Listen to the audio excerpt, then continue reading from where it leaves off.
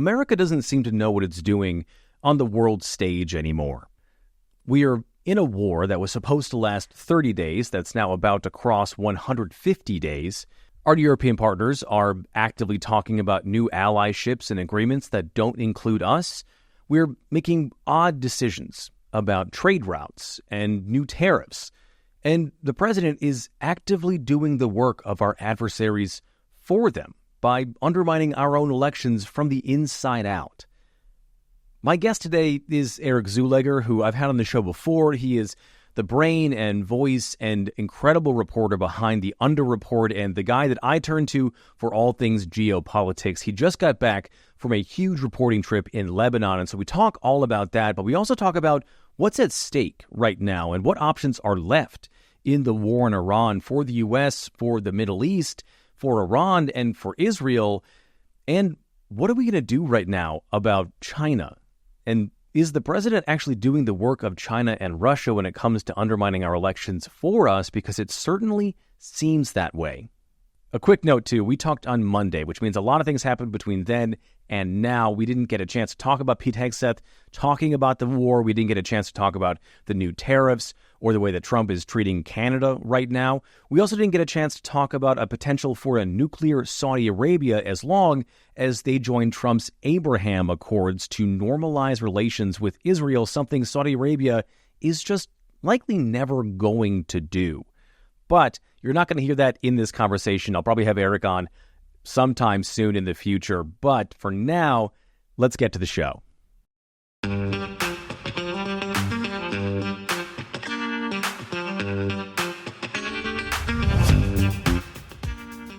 Eric, thanks for coming back on the show, man. Hot off a trip to Lebanon, so I hope you're in a cooler climate. Speaking of hot, how's Albania right now?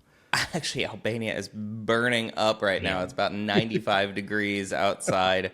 And we still have a revolution going on outside. It's 50 days of protests against the development of Sazan Island and the Zvenets Peninsula by Affinity Partners and Jared Kushner. So that is ongoing, and the flamingos are marching every single night still, which is a pretty remarkable thing to be down the street from. And then just back from Lebanon about 2 weeks ago. I was on the ground for about 10 days in Lebanon. I want to talk about that too, but when we kind of talk about the war in Iran stuff, but I want to start with what the president and his speech was about last week, because this sort of fits into your intelligence, open source intel, PSYOP stuff, I guess we'll talk about here. And so, I've read all the documents in this thing that the president dropped, which is 200 some documents. It's nuts. Very brave of you. Very brave of you. It's all stuff that we've heard before, and listeners will know that I've talked about this on here and on social media and everything else. But the thing that I find super interesting about this is that it seems to me that there's maybe three different sort of, I don't know what we call them, information operations going on at the same time here. There's certainly one going on from China where it's easier for them to hack our perception as Americans of our elections, and that's what they're going for. There's certainly one from the Russians that we know has been happening for a decade, if not longer, and there's a lot of influence peddling there. And then I kind of think we should talk about the one that's happening here at home that this speech was clearly meant to do, which I think is an interesting, I don't know, what would you call that, sort of turn of a phrase? I don't even know. I think one of the useful things to think about when you're looking at information space manipulation, we were talking earlier, I think the term PSYOP is really overused now. And so I think the best way to think about it really is that, who's trying to claim the real estate between your ears and behind your eyes? The human mind and what you think and what your perceptions are, but most specifically how you act based on the information that you have or that you think you have. That's really what information space defense is all about. And ultimately, this is a sort of cost-benefit thing. The cost of putting out pernicious information into the information space is just so much lower than doing something kinetic inside of a sovereign nation.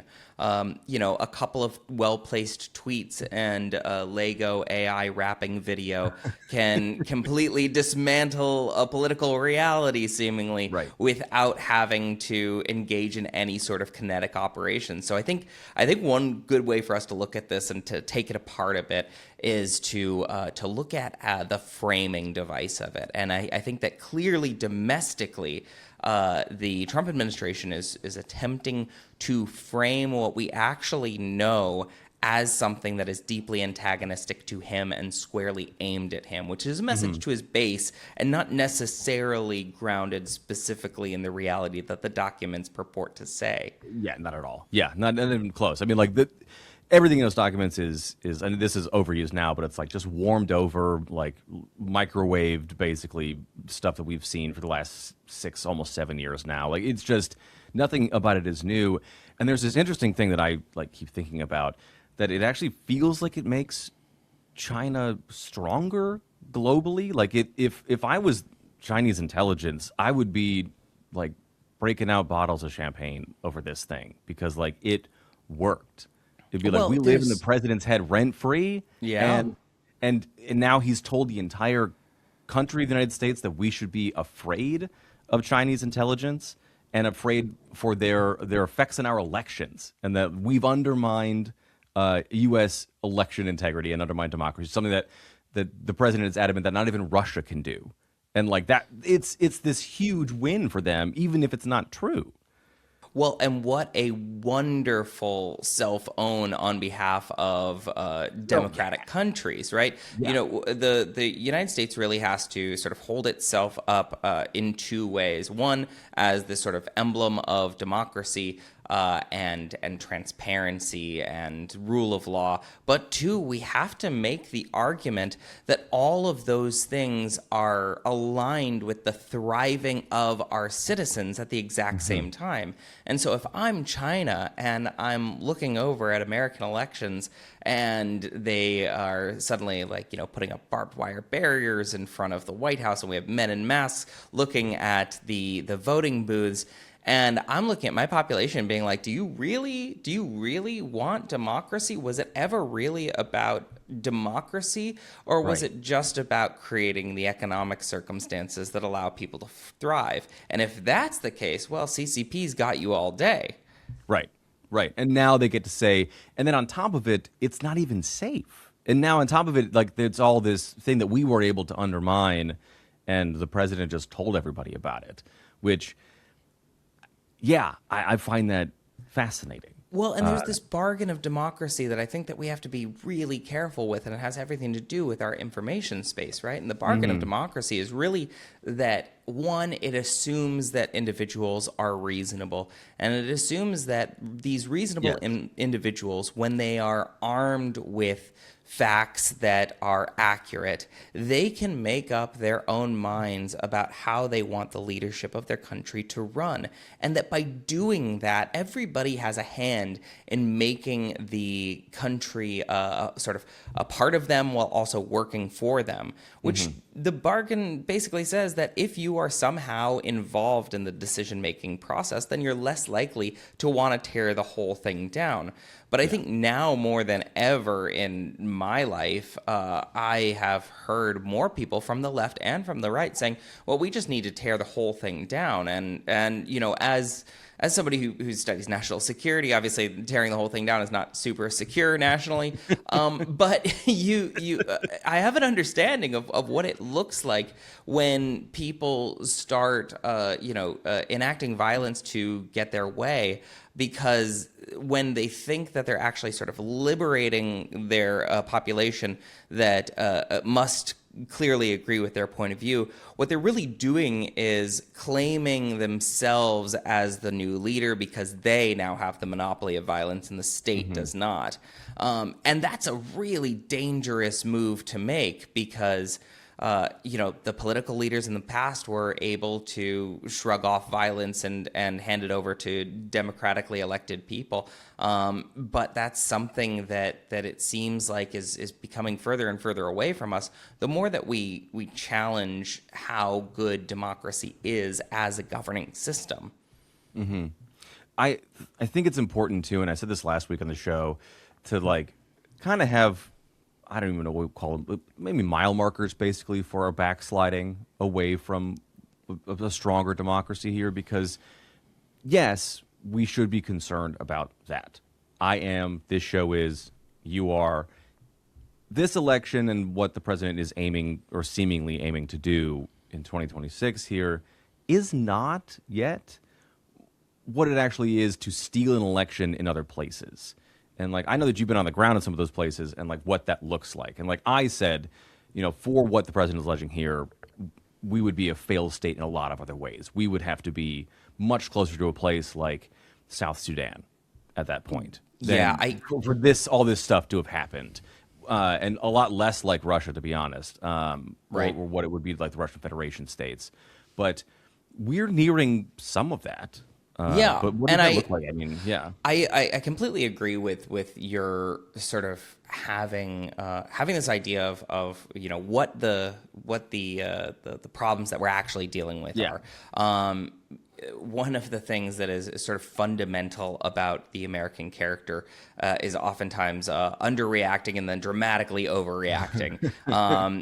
This is something that we do as a country. It's also something that we do as individuals. And I think just due to the fact that there is this sort of frontier nature that's embedded in a lot of the American ethos, we have a sort of, well, I'm just going to do it myself attitude.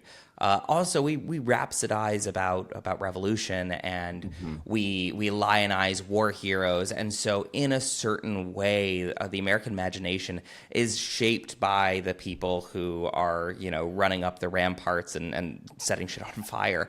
And so I think that we need to dial back from that and start seeing things as they actually are.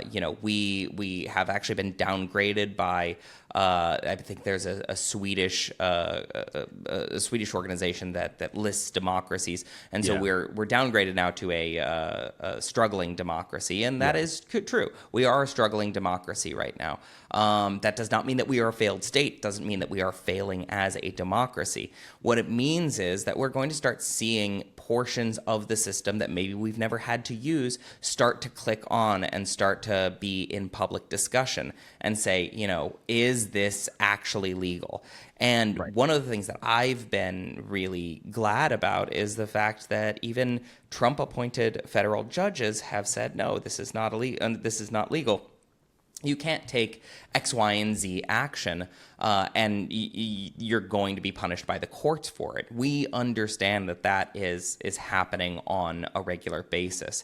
And so to say, it works to basically the detriment of every American citizen and the benefit of everybody who wants control over American citizens to sort of throw up your hands and say voting isn't worth it. That plays into the hands of not only the current administration, but to the countries that want to manipulate our information space away from believing that the American system and democracy is something that is not only worth trying, but one that is worth continuing to engage with. I think we have to remember what a remarkable system this is.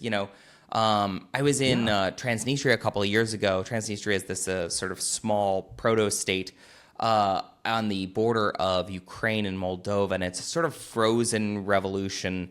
It was the Russian-speaking part of Moldova, and they fought a civil war to have semi-autonomous statehood away from Moldova, but they're not recognized by anybody, and they're protected by Russia. So it was quite odd when I was there to see Russian elections actually happening in the streets. And as a part of that, I would talk to folks about who are you voting for? And then they would just sort of give a wry smile and be like, who do you think? Like, of course, it's just gonna be Vladimir Putin. And you could see the sort of sticks and carrots on broad display. Like, one voter would have a guy with a Kalashnikov walk into the voting booth with them to make sure that they voted for the right person. Another voter would get a free iPad if they took a picture of themselves voting for the right person. I even see this here in Albania, which is,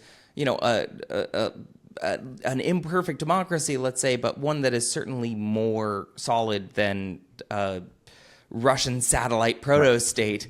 And, you know, during elections out here, you would have people where their bosses are calling them on the phone and being like, well, you know, you have to make sure that you're voting for this party, because if you don't vote for that party, then everybody's going to get fired.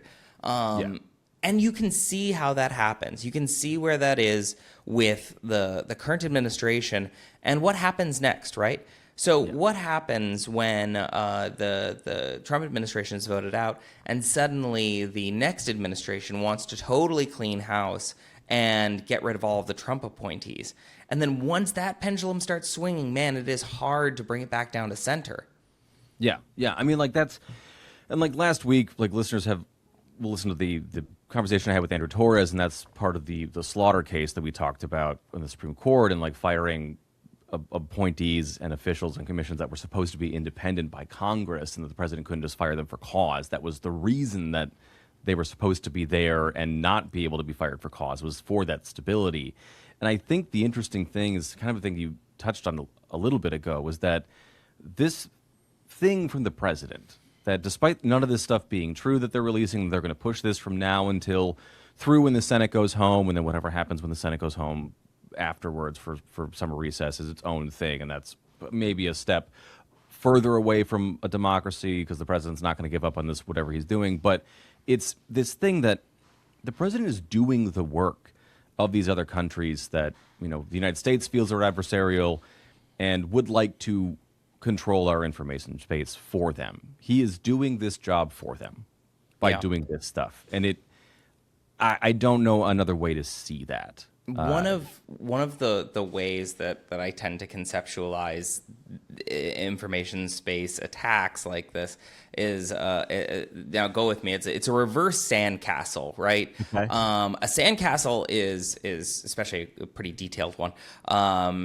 Is very difficult to make. It takes some painstaking labor, and you know, you have to make sure that it stands under its own weight. But it can be knocked down in a matter of seconds. Yeah. And now, one of the things that is so difficult about protecting our information space is that it is so much easier to say something that is false, and it is so much harder to build up that sort of sandcastle of truth, to build up the arguments which indicate that that thing that was said previously was a lie. And also, the odds are double stacked against you when you do things on my page. I've been finding myself debunking a lot of AI videos. And the fact of the matter is, I will never have as much reach as a salacious AI video. I just won't. No. This has been studied. Actually, the RAND Corporation did a study on this a couple of years ago and found that misinformation and disinformation travels 10 times faster and 10 times further than accurate information. Mm-hmm. You know, it is such a strategic detriment that you have to rely on facts. But it's such a like, it's so easy when you could just make up stuff. Yeah. Well, because you can make people feel things, and that makes it further and faster, because that it goes around our logic centers of our brains, and we're wired that way as creatures, as animals, because it keeps us safe. And like, I get that. It's why social media algorithms are designed the way they are. They're not information spaces, they are emotion spaces, and that's what keeps us glued to them. That's how they work. That was one of the things that I read during some of my psychological operations research, and the idea that in the sort of hopes and dreams of the internet, we thought that we were going to connect the prefrontal cortexes, the sort of decision and rationalization spaces of the entire world, but instead we ended up connecting the limbic systems, you know, the sort of like run, fight, hide limbic system of our early hominid brains. We ended up connecting those things. And when those things are what you need to light up, well, then you've created basically a space that Donald Trump is a genius in, because love him or hate him, he is lighting up parts of that brain. And so when you hear him talking, either you're enraptured with what he's saying, or you are absolutely what he says is just disgusting to you. Yes, But either way, this will lead you to share it. It will lead you to engage with it, and it will increase his reach. And then it's also going to do that other final step of make you not investigate, right?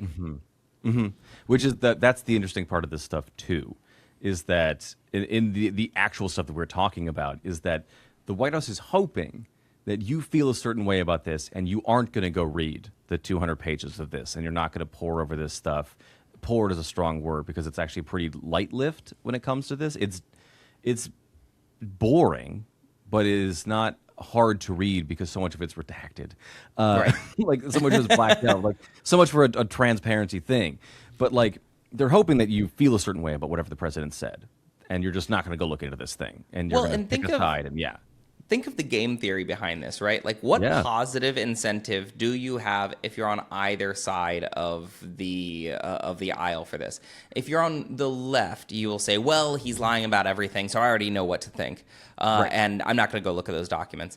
And then if you're on the right, you say, well, he's always telling the truth, so I know exactly what those in those documents. And what it does is it divides everybody away from finding any common ground, because nobody wants to read 200 pages of heavily redacted documents.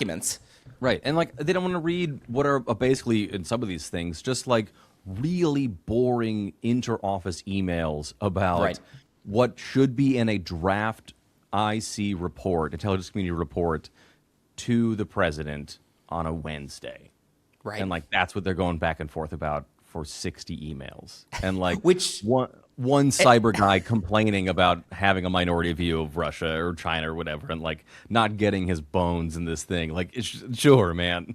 Like, I mean, look, everybody is reading their own office emails, and then to go and crack the case of some enormous international plot, and then you realize it's literally just people sending emails back and forth to each other. I mean, I get it. I get why you don't want to read that. It is this poor woman, the woman named Nikki Flores from the FBI, who like joked to her work friend that she's running a shadow government from the FBI because everything had to go through her between the FBI director's office and the Foreign Intelligence Task Force, or the Foreign Interference Task Force, excuse me. And it was so complicated, and the guys running the show were so annoying, and she was just like, everything comes through me, and I'm doing everybody's job for them. I'm just running a shadow government.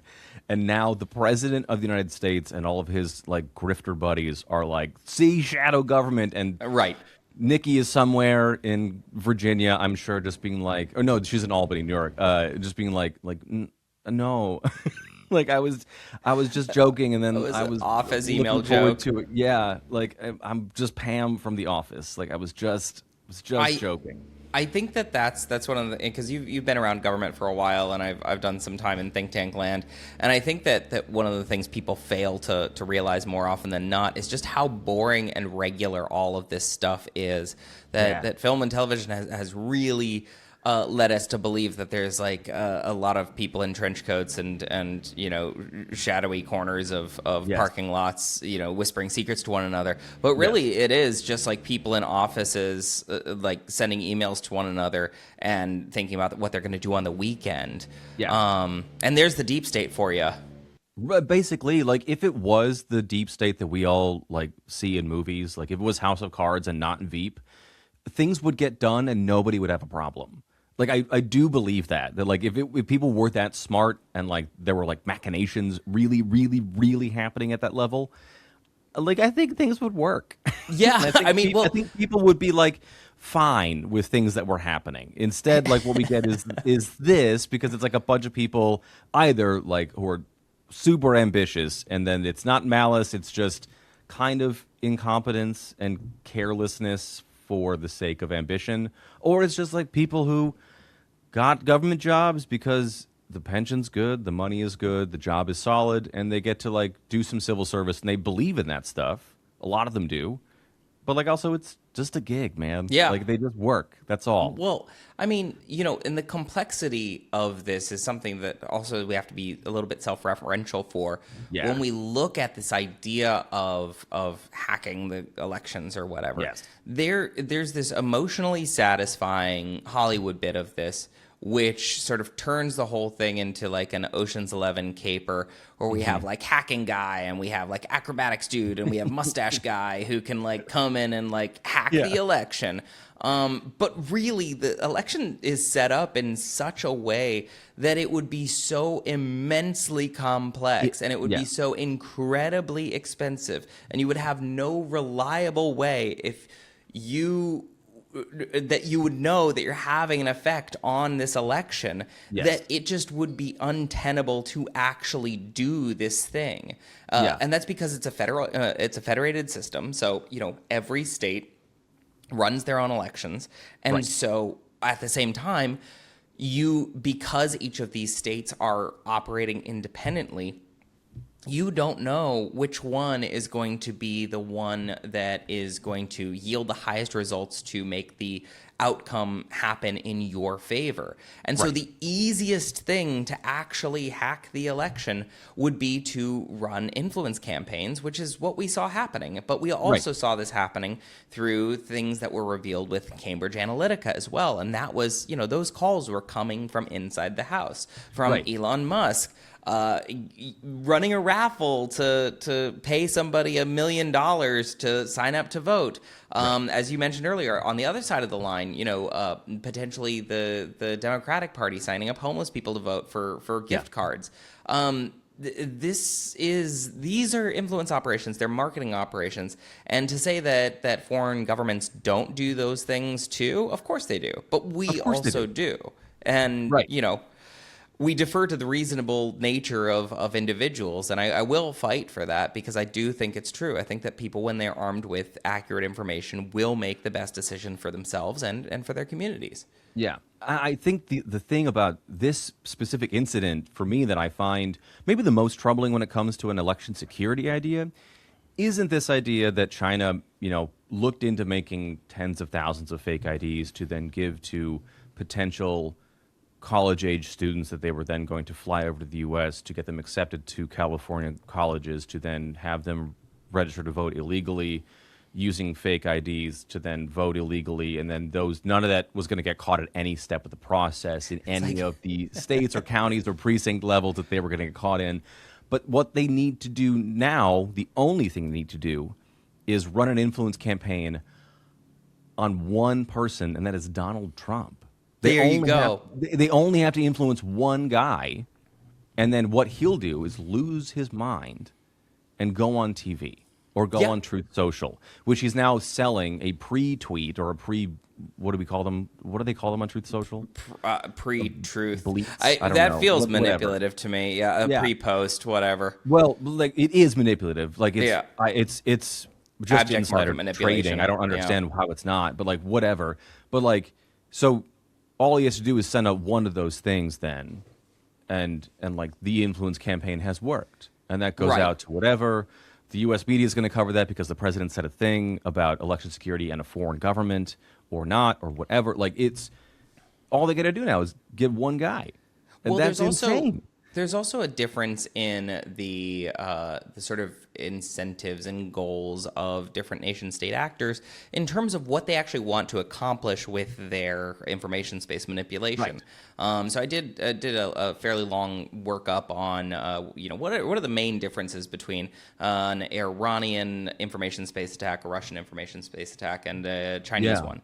And, it has everything to do with whatever the sort of imperatives of those countries are. So, for instance, the Russian system tends to be what they call the fire hose of falsehoods, right? Mm-hmm. And the fire hose of falsehoods is this sort of like constant stream of oftentimes contradictory information that essentially somebody will pick up on somewhere, and then you allow them to sort of form their own ideology around that thing. And actually, as a part of the fire hose of falsehood you leave gaps in the information that you're providing, because when people start filling in the gaps themselves, then they own the information. It's as if they're telling the story to themselves, and they are the ones who put it together, and therefore they are the sort of content creator, and it feels more like reality to them. So it feels more true. It's like telling a scary story where you don't describe the monster. It's like H.P. Lovecraft cosmic horror stuff, where you don't describe the thing, you just let them feel the dread, and then you fill in that hole with whatever is going to be there, and it feels scarier, feels more it's true. It's like QAnon being an eldritch horror. I mean, and that's kind of what it is, like that. And it's a brilliant format for this, because one of the things that Russian active measures have always really been based upon is shaping the behavior through the information space. So you're creating this frame wherein your sort of spectrum of noble or righteous behavior is constrained to like one or two choices, and that one choice is probably going to be the one that benefits Russia. This is very, very different from what China wants. Russia wants a sort of dissolution of the United States so that it pulls back from Europe, and that it is no longer really a threat to Russian regional hegemony. That's what Russia wants. But what China wants is actually for the United States to do pretty decent economically. It just wants to be the beneficiary of all of that economic activity. Because remember, the United States market is a highly, highly capitalized, huge market. And so if you completely rupture the American market, well, then Chinese goods are not going to be able to be worth as much as they once were, because you can't take those highly capitalized iPhones and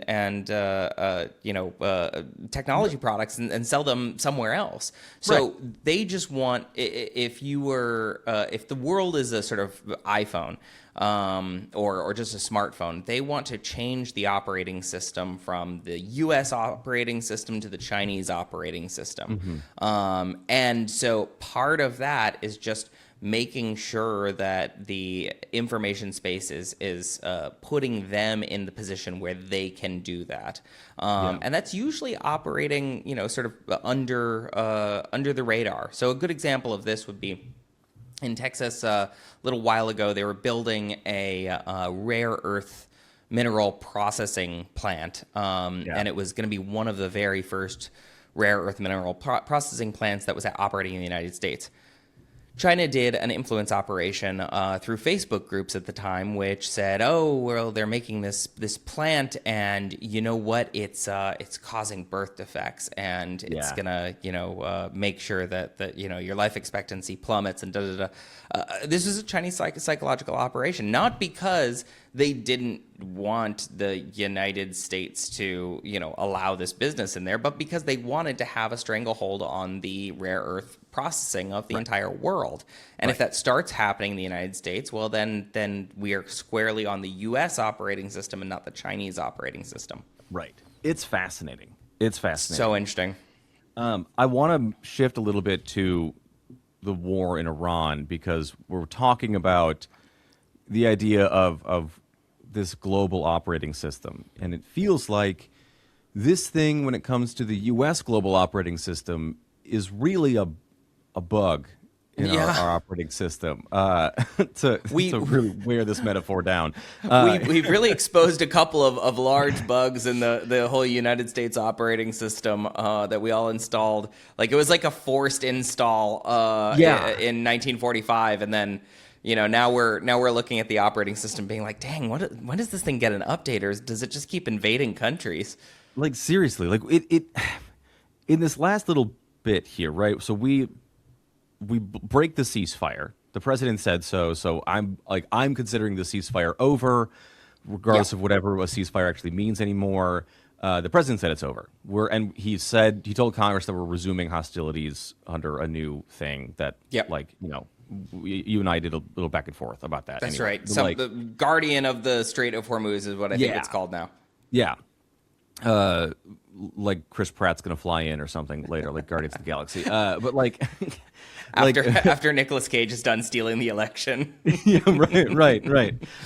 Just make Marco Rubio the raccoon, I'm sure. But like, how do we understand this ladder of escalation that's happening now in Iran? Because the president keeps threatening to bomb a mountain and wipe that off the face of the earth. It seems like Iran has a lot more capability militarily than we're being told.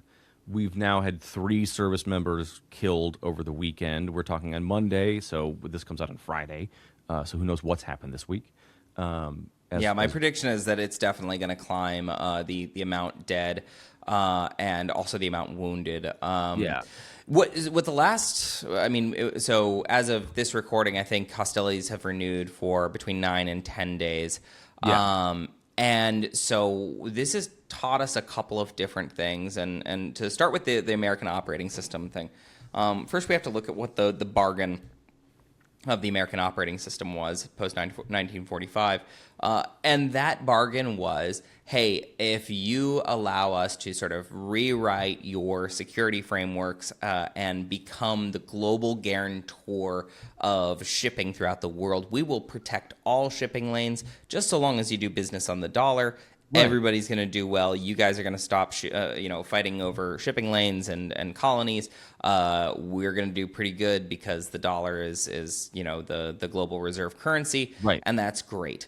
And now we have run into a situation where the United States is specifically not holding up that end of the bargain. And in fact, they're saying that we are actually going to control this waterway by force, which is not something that we've ever done before. This is a little bit different than doing, let's say, an embargo on Cuba or a blockade of Cuba, because everybody uses that waterway. Everybody in the world is affected by the Strait of Hormuz. And then there's this other bit of the security guarantor relationship where the internal logic is dissolving, right? So the bargain that we had struck with the Gulf countries was allow us to commit our bases to your backyards. Yeah. And from that, you're going to gain additional security by hosting American bases. And instead of gaining additional security, they actually just became targets. And so now Bahrain, Kuwait, Qatar, the UAE, all of them have been subject to Iranian drones and missile attacks, and they're looking at the United States being like, wait, I thought that there was going to be a protection element of this deal. And as it turns out, it really just invited them to be struck more and harder. And we're still seeing that. The thing that we promised, the United States promised these Gulf Coast countries that wasn't going to happen, happened. It was the thing. We said, what we're actually going to do is, if you let us lease this land from you to build these bases here, we're going to make sure that Iran never bombs you. That was the phrase. That's the thing. You know how every social media platform is basically engineered to make you angry and keep you scrolling? That's not an accident.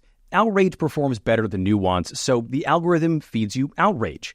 I see it every day as someone making news content for a living. The loudest, most biased takes get the reach. The careful, fact-driven stuff like I do my best to bring you here gets buried.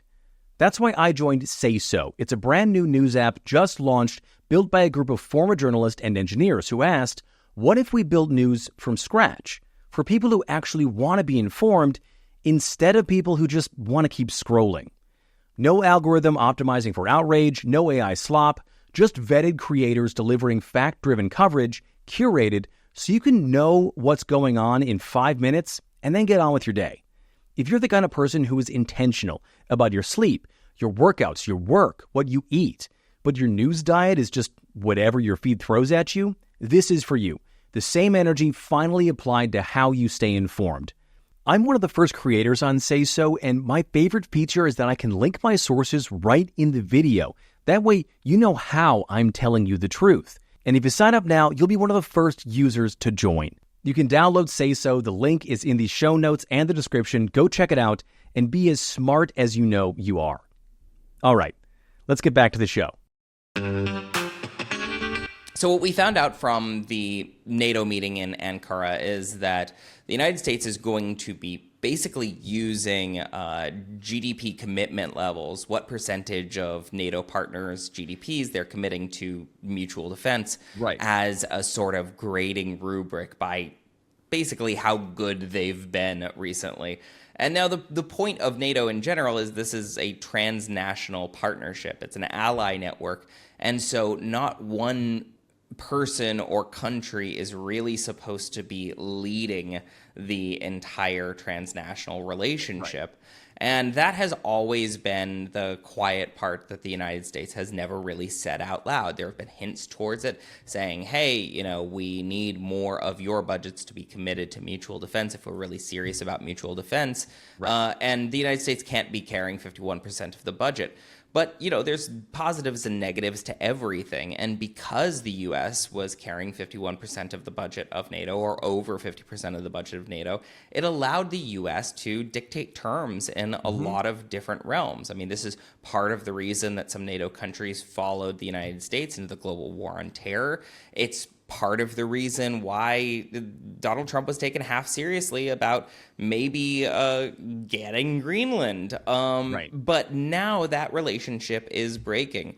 Again, just like the Gulf states, everybody is looking at their relationship with the United States and thinking, well, maybe we're not actually getting that good of a deal from this security relationship.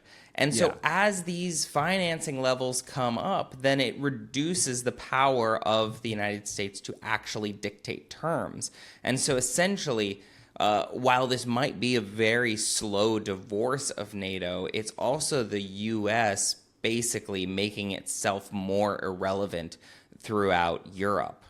Yeah, we're the Adam Driver in A Marriage Story, just punching holes in walls. That's right. I've talked about this before in the show too, is that like this thing that we're doing with the NATO price tag and the dues that are getting paid, which I don't think that's probably the right way to talk about it, but it certainly is the way that the White House thinks about what's owed by NATO and its members, like country club dues, and that they all actually are paying for the same services. But it's a fundamental misunderstanding of what actually it means to have these security guarantees by the U.S. to have these bases in these places. It's not just that like these countries have agreed to have our bases there, but it's this exercise of soft power as well that we're just allowing to fall by the wayside that I think is not an anathema to me that this administration wouldn't understand that, because that's not really how Hegseth certainly operates. It's not how Trump has ever operated. It's not how he views the world. He certainly views it much more as a mob boss in which everyone is to be levered and pressured in a way instead of negotiated with in a diplomatic style in which there's a mutual benefit. He doesn't understand that. It's zero sum. But to lose that and to have the GCC, to have Europe now be like, oh, the cost of this is now too high for us, seems to be the outcome of whatever is going to happen in Iran, no matter what happens in Iran. And we should talk about this escalation that's happening there too, because, even more, because we're slowly walking into a thing that feels like we're never going to get out of it.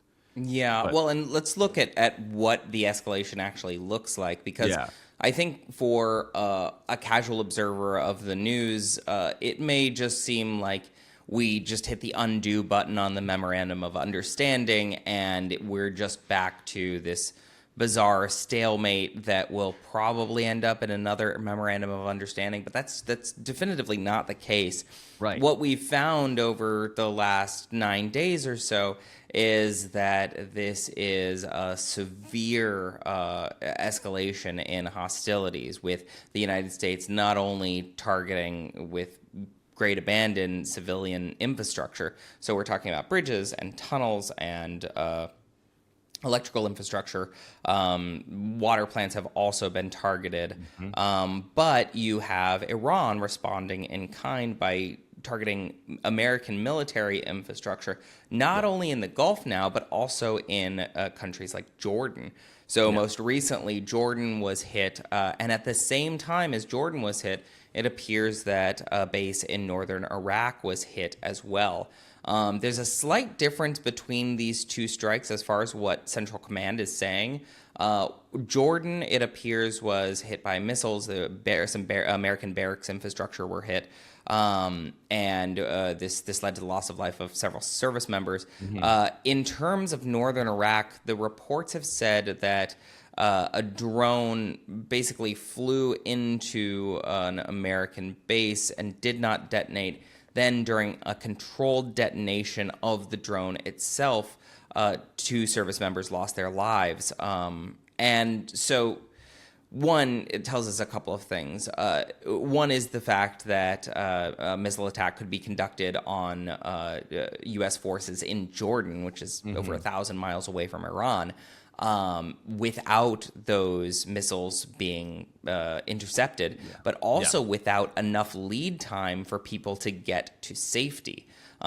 So that's one big thing. It tells us that our interceptor capabilities have been degraded significantly, and it also tells us that we simply don't have the eyes on that allow us to have a lengthy warning period. And that's probably accurate because the radar array that would indicate that those missiles are on their way used to be in Qatar, but it got destroyed in the very beginning of the war. Right. This other attack, or at least attempted attack that ended up being quite successful, I guess, in northern Iraq is interesting too, because a drone was able to make it into American military infrastructure and then not explode, but then also end up killing service members anyway.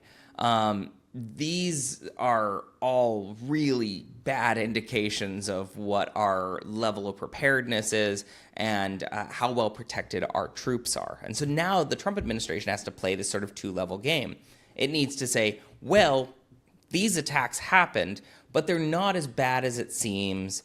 And also, that's horrible that American troops were killed, and therefore we're going to respond by escalating dramatically. The more this happens, the more this is going to happen. This is a perverse cycle of climbing the escalation ladder, and I just don't see how we get off at this point. There's also no way that Iran doesn't know that doing these things is going to provoke the U.S. to climb the escalation ladder. So what is that also part of the plan here, is that they can use these incidents, these attacks, to do that and to push the U.S. into a different space as part of its own operation? Yeah, I mean, it's a good question. I think that the benefit that Iran has had is that they've been preparing for this exact conflict for over 40 years. Sure. Now they have the defensive capabilities to do exactly that. And so their doctrine is really about trying to bring the U.S. to its knees by making it the attacker. Iran is not going to play an expeditionary game with the United States. Iran is going to prepare for what it believes the U.S. will do. I think that it's pretty likely and pretty easy to understand that the U.S. would assault Karg Island. I think it's probably pretty well understood that the Arabic-speaking region of Khuzestan on the border with Iran might be an entrance point for U.S. forces. I think it's probably pretty well understood that Bandar Abbas, the main shipping port, was going to be a target. All of these things are something that any junior analyst that has opened a single book about Iran knows, and therefore Iran certainly knows these things. So Iran doesn't want to be drawn into a fight, in Iraq or in the areas that the United States is better at fighting in. It wants to fight where it has been preparing to fight for 4 decades. Right. And so it's just going to draw the U.S. into that place, which is also one of those things, too, where, shouldn't we know that? Shouldn't we know that that's how this is working? Or can we just not get out of our own way in this situation? We're just too far into this partly because we shouldn't have gotten into it in the first place, kind of a problem here. There's once you're on this coaster, you're on the tracks, and that's it. Kind of a problem. My belief is that the administration has been just ignoring any commonly held beliefs about how Iran has to be dealt with, because the closure of the Strait of Hormuz has been in the imagination of U.S. doctrine makers since the 1960s. We've known about this for a very long time, and even back then we had this understanding that the Strait of Hormuz could be closed just using quick attack ships. Yeah. Now, layer on the Iranians being some of the most prolific drone manufacturers in the world, and suddenly you not only have a closed Strait of Hormuz, but you have an active threat that is inviting you into essentially a kill box. Right. And so do I hope that the more reasonable thinkers in the White House will prevail? Absolutely. I don't want any additional lost lives on either the side of the Iranians or the U.S. But it appears that the greatest mistake that Donald Trump continues to make is the fact that when he does not get his way, he will double down. And when he's not offered a sort of fiction that he can trot out as a victory, then he will go and find something that he can trot out as a victory. Right. I mean, I don't know how many times we've destroyed the Iranian Navy. I don't know how many times we've destroyed the Iranian Air Force or their ability to make nuclear weapons or their drone manufacturing, and yet it keeps healing somehow. It's amazing. It's the Wolverine of militaries. That's right. It's unbelievable. They're all Logans. It's nuts. They just keep like I knew that nuclear material was gone, and I completely believe that the Iranians are begging for this mysterious deal. It doesn't seem to be appearing on the ground, is what I'm noticing. Yeah, they want us to come get the dust, and then that's right. But maybe we'll leave it under Pickaxe Mountain, or maybe we're gonna wipe it off the face of the earth like Mount St. Helens. The Pickaxe Mountain thing was so bizarre too. It's like, and also this is something that I think that we all need to understand a little bit more, and the people who will hear this will take it and run with it, and maybe it'll feel liberating and maybe it'll feel horrifying, but the truth will set you free. The United States military is not omniscient. The United States military is subject to the rules of physics, and no matter how many dude bro vet operators, night vision goggles, badasses talk on podcasts about like how the Green Berets can do anything, there are certain things you can't do. The largest bomb that, like the deep penetrating bunker buster bombs that we have, was called the mother of all bombs. It was dropped on a Taliban stronghold. No, actually, pardon me, it was an ISIS-K stronghold in Afghanistan, I want to say. And it sort of decimated the mountain, and the purpose of this was to destroy some tunnels that were in this mountain. Okay, great. Right. It was also just a dramatic show of strength. Now, to the non-discerning viewer, that makes it look as if we're totally omniscient. No matter how deep your tunnel system is, no matter how deep your bunkers are, surely American bombs can get there, and that is simply not the case. The largest bomb that we have for bunker busting, according to the Air Force assessment itself, can really only penetrate to about 200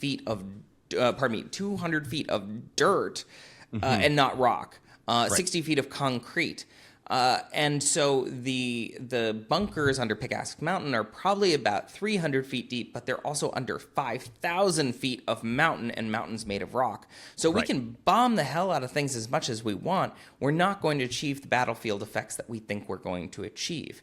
Right. And this is something that is a consistent blind spot in the United States. This is the exact same reason that Vietnam went the way that it did, and that we were content to lie to ourselves by chasing phony metrics about the amount of Viet Cong that were killed, and assume that the war was going well. These are phony metrics, and it's also something that we're consistently lying to ourselves about, and it's putting us in great danger.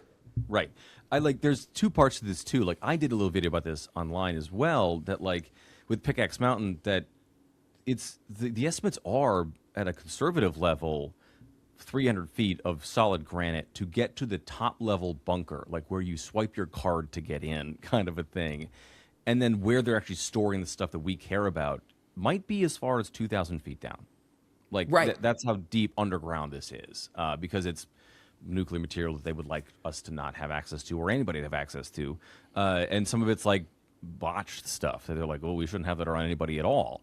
So we wouldn't have access to that, period. And the only way that we could like blow up a mountain would be to like use something that's on the order of like 1,600 times bigger than Little Boy, which is what we dropped on Hiroshima. So that's insane. It's a non-starter of an idea too. Like, yes. and this to me, I think is really the dangerous point that we've been talking about, which is, if we have leadership that is going to run around looking for something that appears to be a victory and he can sell as a victory, and I think it is important to know the sort of like general nomenclature that Donald Trump tends to use is he loves his sort of like most, best, first, last, Everybody's talking about whatever the thing that everybody's talking about. He's the first person or the last person to use the biggest and the best and and that does make nuclear weaponry enter the conversation.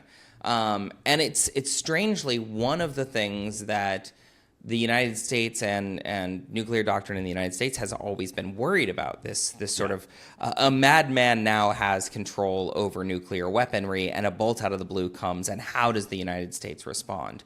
Right. I think that we've had 3 or 4 different threats of using 3 or 4 different threats. I mean, like he certainly. I mean, obviously there was there were 2 big ones right away where he threatened civilization erasure. There was one where he said that there would be no country to go back to, where he threatened to both kidnap the negotiators from Iran, and then also said they wouldn't have a country to go back to, which like the rest of the world took as a nuclear threat, but like in the U.S.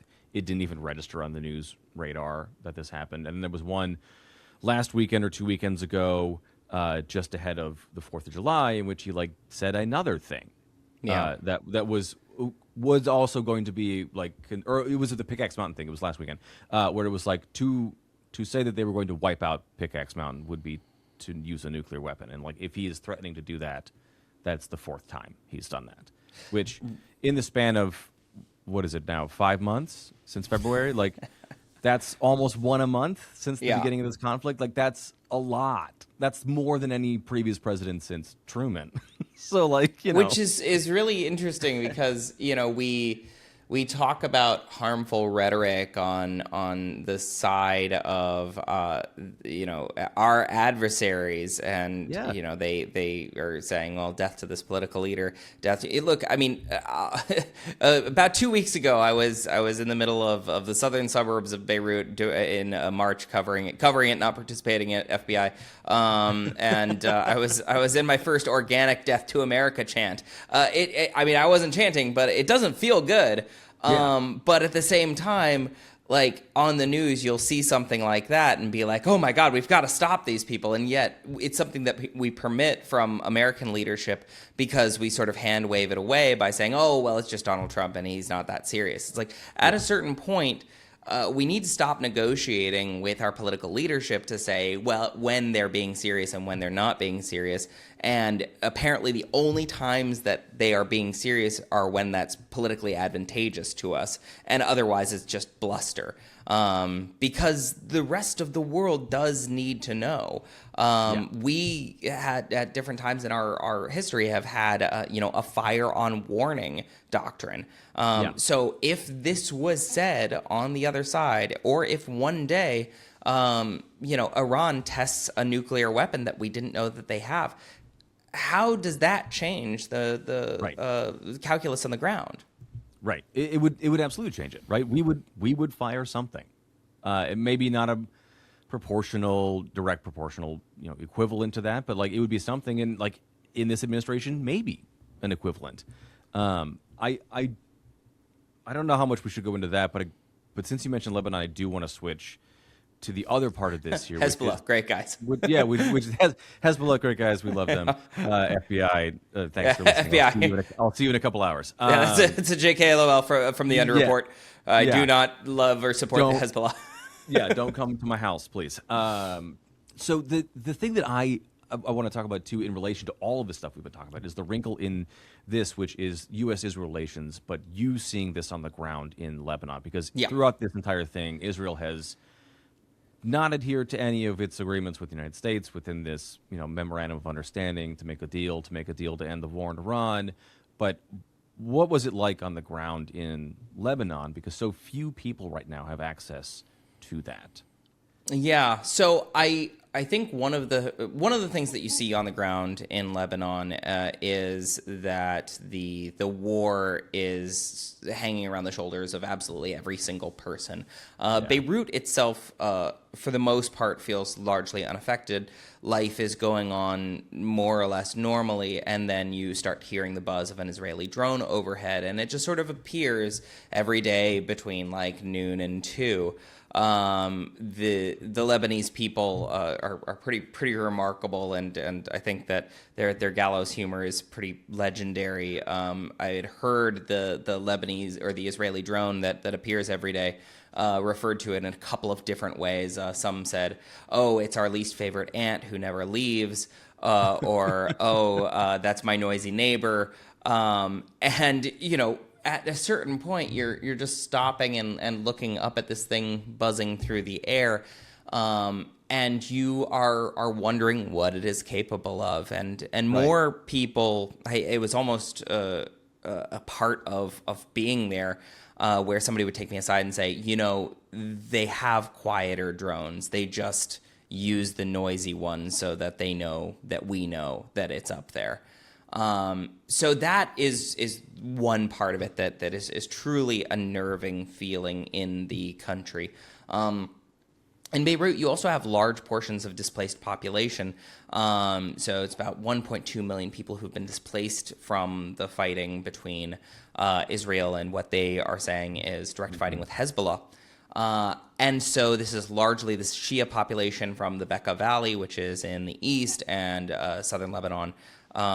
And the population is, truly folded right into the general architecture of Beirut. You really wouldn't know that huge amounts of people were living where they are, but right. Old office buildings, different apartment complexes, and then you'll walk in off the street, off of the main square, which is down the way from a Pinkberry.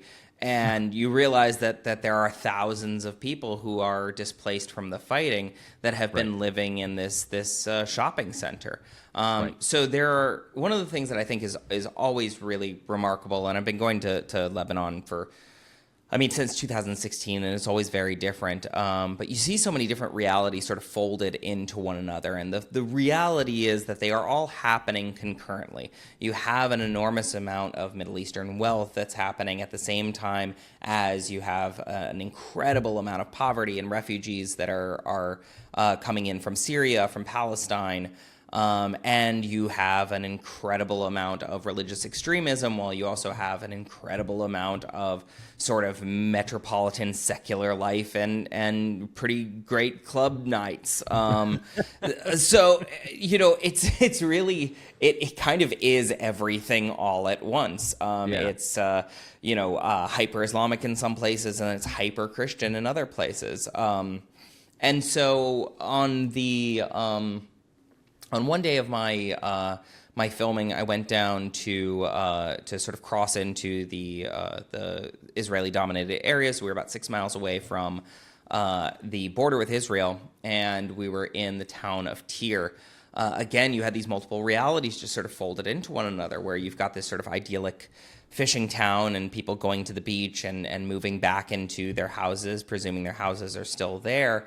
And smoking shisha on the beach, where you can also look across and see that there are explosions, or there's fighting actively going on, or some that has just recently stopped, and you can see into Israeli territory from there, and then you also see the sort of the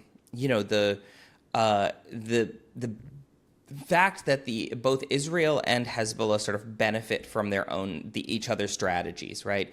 A good example of this would be the fact that when a building, an office building, an apartment building, whatever, has been reduced to rubble, Hezbollah, which operates as a sort of parallel governing force in Lebanon, tends to plant a flag, a Hezbollah flag, on top of the rubble.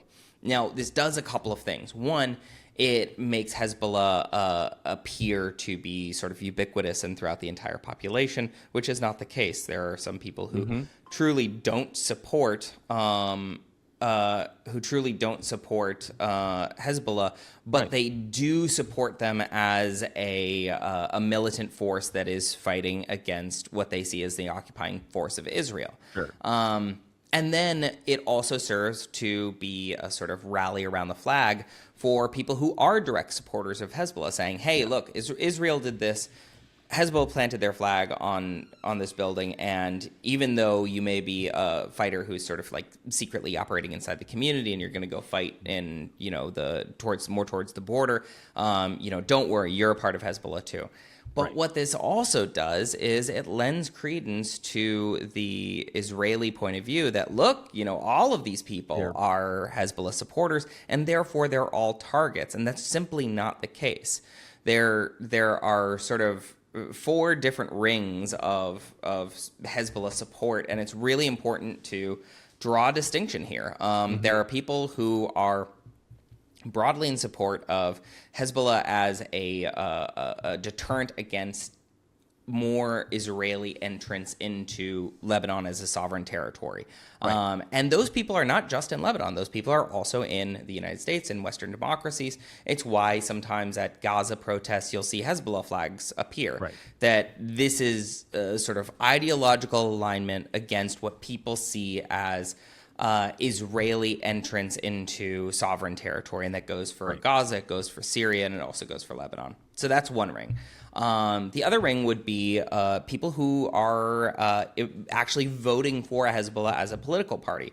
So in Lebanese parliament, there are 27 seats that are reserved for the Shia. And those 27 seats are divided roughly between Hezbollah and another Shia group called Amal. Now, the people who are voting for Hezbollah, largely Shia, for the most part they're Shia, those people are the actual supporters. They're giving political power to Hezbollah. That doesn't necessarily mean that they are fighting for Hezbollah. It just means that they are voting for them as a party, and that they're also invested in the internal politics of Hezbollah. And then on top of that, you have the actual card-carrying members. And these are quite literally card-carrying members. They gain social services.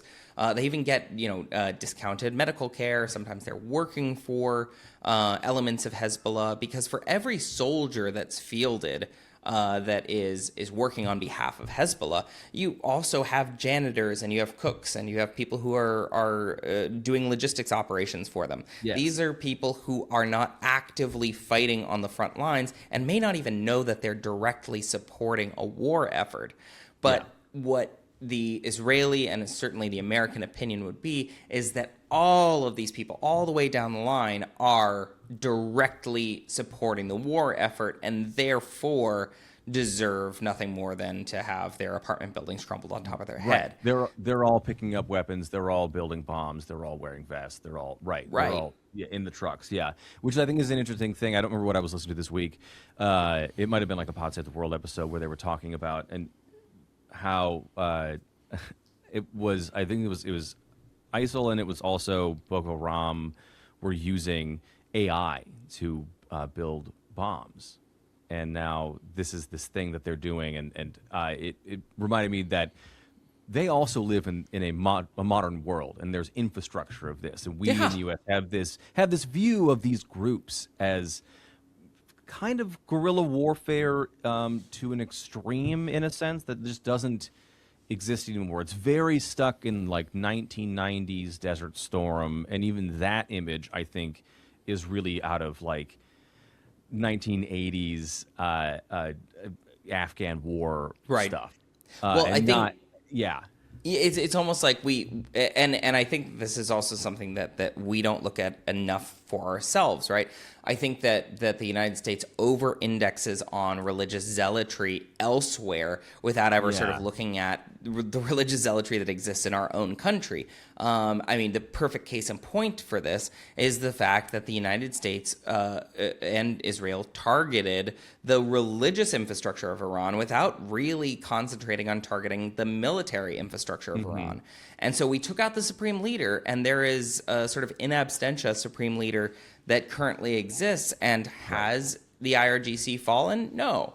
And that's because of our own bias against what we feel are these sort of crazed religious zealots. But the fact of the matter is, I mean, you know, in order to go down to southern Lebanon, I had to get all sorts of different clearances, right? So I had to go to the Lebanese Ministry of Information, and I had to get all of my information cleared by the Lebanese Armed Forces. And then on top of that, I also had to get my information cleared by Hezbollah itself.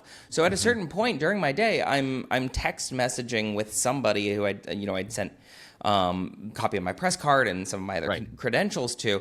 And I wrote back to them and I was like, by the way, I forget which organization I'm texting with right now to make sure I've sent you everything. So who is this? And then I just get back a text message just like, oh, I'm Hezbollah. And I was like, oh, okay, cool. Thank you. You guys have been doing a great job. And then they send me back like a little high five emoji. And I'm like that, what? It's so weird. I know. Like, I get it. Like they need admin too. Like they have office. Right. And I know weird. That's not in my brain of brains. I'm like, well, of course. But in my propagandized little American heart, I'm like, no, aren't they supposed to be so different than us that we can't possibly understand them? One of I was in the southern suburbs as well, the place called Dahia. And this is during Ashura. Ashura is a period of commemoration in the Shia faith. It commemorates the Battle of Karbala in 680 AD, and it's a sort of like performative period of mourning. And I was with my fixer Mohammed, and we went to the grave of Hassan Nasrallah. Hassan Nasrallah is the former leader of Hezbollah. And it's he died 3 months prior to me being there. Died. He was killed by the United States and Israel. And then subsequently, the next leader of Hezbollah was also killed directly after him. So now there is this pretty new shrine to Hassan Nasrallah that has been stood up there, and this is particularly important period for the Shia. It's a period of mourning not only for their imam who died in 680, but also a sort of harmonious mourning for the dead that they've lost in the current fighting with Israel. So not only are people performatively weeping and sort of hitting their chests for the sadness of the loss of Hussein in 680, but also they're holding up pictures of their dead family members who they lost in the fighting against Israel. And inside of this shrine to Hassan Nasrallah, there's a video of him playing constantly. And there's a singer who's singing what's called a lakmiya. It's a pretty astoundingly sad song about the Battle of Karbala. You have people sort of beating their chests and weeping openly. And then all around me are photos of the first supreme leader of Iran, of the most recent supreme leader of Iran, of the so many people that I, as an American, have been informed simply just want me dead. They want nothing more than for me and my countrymen to perish at their hands. And, a good percentage of them have died at the end of an American missile or an American drone attack. And I'm in a room full of grown men weeping for not only their sort of religious ceremony, but also for the fight that they are currently in. And it's damn near impossible to sort of be in that room regardless of whatever your political leanings are, and not to be pretty moved by that. Sure. And to see, how much humanity is left on the table when it is translated from what's actually happening on the ground into 15-second news clips. And you see, a picture of an Ayatollah with a black turban, and you think, oh my gosh, he looks... Right.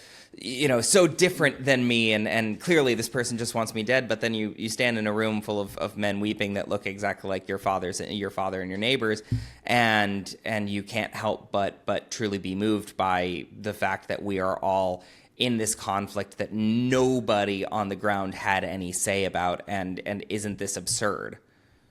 Right. So when does the reporting come out here? I don't want to keep you longer than I've kept you now. So I know there's a documentary that you're working on. When are we getting stuff from Underreport about this? Because I want to see this stuff because I know how much work went into it. You'll be seeing it. Actually, I'm going to be dropping another one today. You can see the first 2 articles up on the Underreport. I've decided to just make those available for everybody. So you can see my original photography and my original writing about those things. The first piece is called Don't Call Them Refugees, and the second piece is called We're Wrong About Hezbollah. The next piece is going to be about my journey into the southern suburbs, or I may actually do one about the bureaucracy of getting cleared in Lebanon too. And so I'll end up doing 5 or 6 pieces of written pieces, and along with some photography. And then if you just follow the Underreport, I'm going to group all of my Lebanese reporting into one section, so you should be able to see that, and it'll be coming out fairly consistently. Also, later this week, I'll have my sort of quarterly forecast coming out. So that's called The Next 90 Days. And what it is a look at where I think that we go in the next 90 days. It's a free report for anybody who subscribes to the Underreport. And it also includes a grading of how I've done with my forecast for the last 90 days. Sure. So have a look at that. I'm excited for that because I read the last one and I liked it, and I used it a lot. So I'm looking forward We'll see how we do. We'll see how we do. We're good. It's a squirrely time right now, man. Yes, it is. But as always, man, thank you for coming on the show. You bet. This stuff Anytime. is valuable to me, so I appreciate it. I want to thank Eric again for coming on the show. You can find a link to the Underreport and be on the lookout for his brand new incredible reporting from on-the-ground work in Lebanon. It is stuff that you just cannot miss. I was following it on social media and talking to him about it when he was there on the ground. It is just incredible, incredible stuff. And that is it for today's episode. Please rate and review the show wherever you get your podcasts. Sign up for the Make It Make Sense Substack, where right now until August 21st, if you're not a paid subscriber just yet, you can get access to the launch price of $5 a month or $50 a year until the price goes up to $7 a month on August 21st. You can lock in that launch price right now. And as always, you can share the show on social media. You can tag me at Grant Herms on Twitter, Blue Sky, and the Say So News app, and at Grant_Herms on everything else. Thank you so much for listening today. I'm Grant Herms, and I'll talk to you next time.